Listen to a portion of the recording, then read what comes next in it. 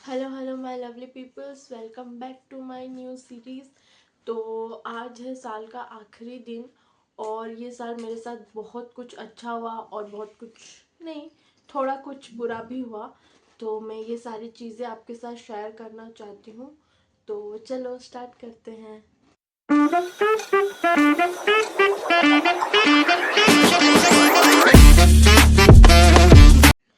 तो हम स्टार्ट करते हैं जनवरी से। तो जनवरी मेरा बहुत अच्छा था क्योंकि जनवरी में स्टार्टिंग की थी लिंगराज टेम्पल से, जो मैं पहली बार गई थी वहाँ पे।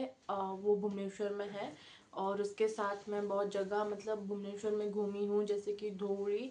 फिर हम लोगों को मतलब उस टाइम मैं जो ऑफिस में थी वहाँ पे हमको ट्रिप लेके गए थे। तो वो हम गए थे चंद्रभागा बीच, वहाँ पे भी मैं बहुत मस्ती की थी। तो बहुत हंसी खुशी मेरा जनवरी चल गया।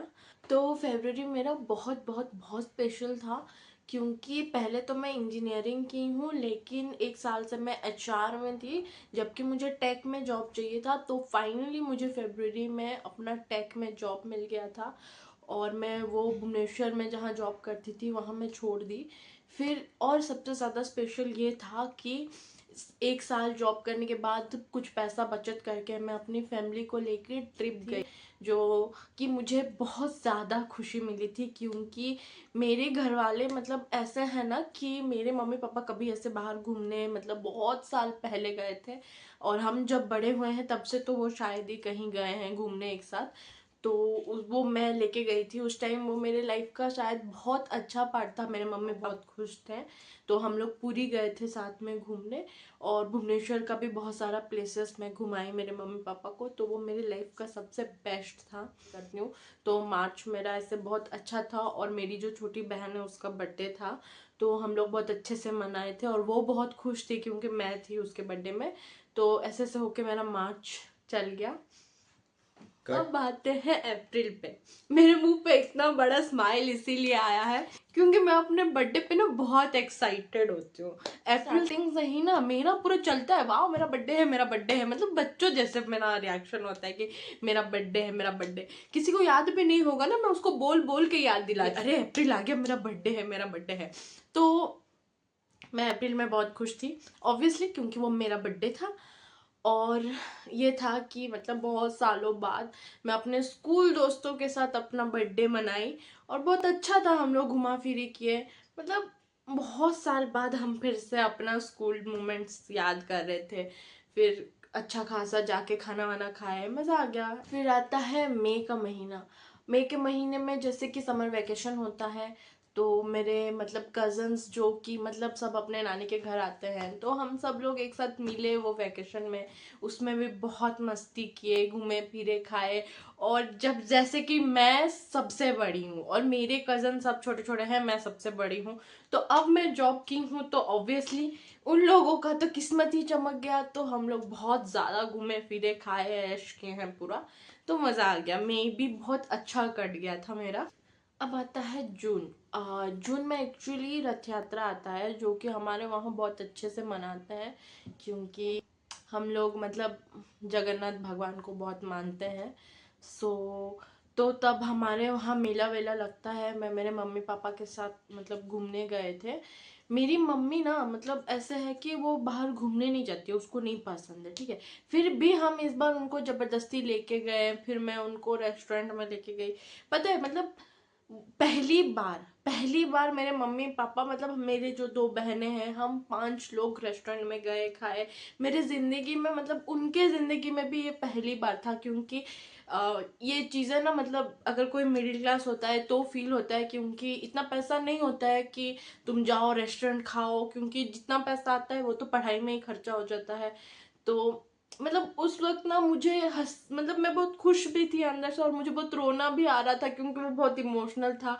मेरे मम्मी पापा बहुत खुश थे कि मतलब हम एक्चुअली बहुत खुश थे कि मतलब एटलीस्ट लाइफ में ना कुछ तो अच्छा हो रहा था हमारा। तो मेरा जुलाई स्टार्ट हुआ विशाखापट्टनम ट्रिप से, जो कि बहुत खूबसूरत जगह है और मुझे बहुत मज़ा आया वहाँ घूम के। तो आप भी एक बार प्लीज़ विशाखापट्टनम जाइए, वो बहुत अच्छा है। और जुलाई मेरा एंड हुआ मेरी कज़न के बर्थडे पे।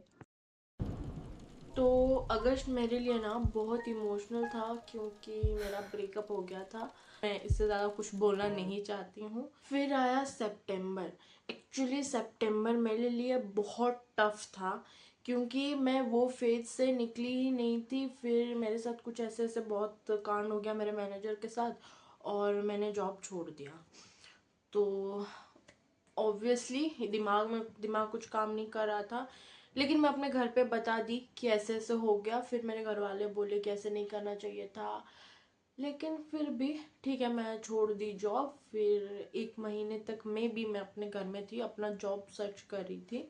तो अक्टूबर में मुझे जॉब मिल गया था। सो मैं अक्टूबर में अपना पहला फ़्लाइट ली इंदौर के लिए, जो मेरा बहुत अच्छा एक्सपीरियंस था। उसमें मैं अकेली आई फ्लाइट में, ठीक है, बहुत फट रहा था मेरा, लेकिन फिर भी जैसे तैसे मैं कर ली और मुझे बहुत अच्छा लगा। मतलब बहुत अच्छा एक्सपीरियंस था। मैं कभी सोची भी नहीं थी कि मैं कभी फ़्लाइट में बैठूंगी, लेकिन हो गया। अच्छा था वो वाला। फिर नवंबर में तो मैं इंदौर में थी और नवंबर में सबसे बेस्ट मेरा ये था कि मैं अपना यूट्यूब चैनल खोली फाइनली। फिर उसके बाद यूट्यूब के चक्कर में बहुत जगह मैं एक्सप्लोर की, इंदौर का बहुत चीज़ें एक्सपीरियंस की। और अभी लाइफ स्टेबल नहीं है लेकिन चल रहा है।